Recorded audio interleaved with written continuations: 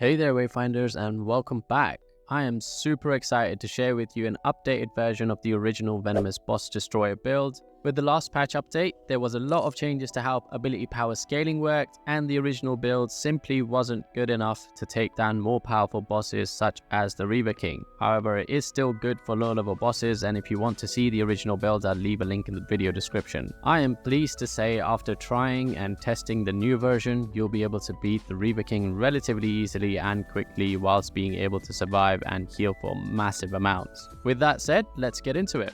If this is your first time playing Venomous, then there's a few things you need to know, specifically her Master of Venom's passive, which applies venom on weapon hits, dealing damage over time and stacking up to 5 times.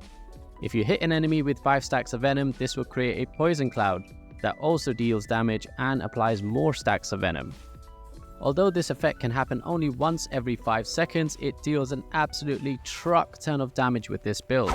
Now, Venomess is also a Suvivalist archetype, and as such, her passive Expose weakness makes enemies take 10% additional damage from all sources, which includes your teammates on a critical hit.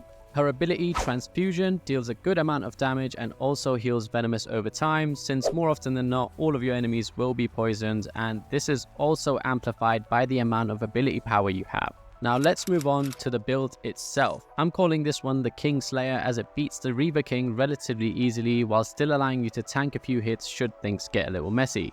As this build focuses on mainly ability power and crit power, I ended up with just over 5.2k in ability power and exactly 6k in crit power. You can probably get higher. As I said, my build isn't optimized, and I haven't really spent too much time trying to min-max everything. It also gives us a good bunch of defensive stats, with max health sitting at 2.1k, resilience just under 2k, and physical defense and magic defense at 1.7k. Our weapon of choice for this build is going to be the Knight's Edge Daggers, because they give a good chunk of ability power as well as crit power and crit rating. For our echoes, we have a good bunch of talent echoes giving us ability power and crit power, as well as the Lightkeeper echo, which you can get by using the greed imbuement in the Repository of Knowledge simulation event. For rush echoes, I'm using the Utterak echo, as even with 2600 weapon power, it deals a massive amount of damage in an area and only has a 15-second cooldown. For the daggers, I'm using the Dread Legion Echo, which gives us an increase of 25% ability power for 10 seconds by using abilities, which will make our venoms tick even stronger. For defensive echoes, I'm using the Frostbeak and Oracle, as they give us a good amount of health. For accessories, we are going to be using the Gloom Monstrosity set, which gives us 10% ability power and crit power, consisting of the Essence of Night, Bottle of Shadows, both of which can be obtained by using shadow imbuments in Lost Zones, and the Shadow Ink Journal, which you can craft. For affinity, I've chosen to go with Focus 15, Discipline 11, and 5 points in Instinct, because both Focus and Discipline give ability and crit power, as well as the affinity perk for healing and causing more poison clouds to spawn for more damage. If you feel like you do need a bit more healing, you can try Discipline at 15 instead. For Mastery, we are going to be using Inspiring Flourish, because everything else just doesn't matter. Trust me, just use Flourish. Now, as you can see, my build isn't even fully optimized. However, it is still very effective in taking down bosses with ease. Reaver King did prove to be a little more difficult, but still relatively easy, and I had no trouble at all beating him, as you can see in the video now. It took me around 1 minute and 10 seconds to take down Wormwood, and I wasn't even trying to beat a personal record or anything.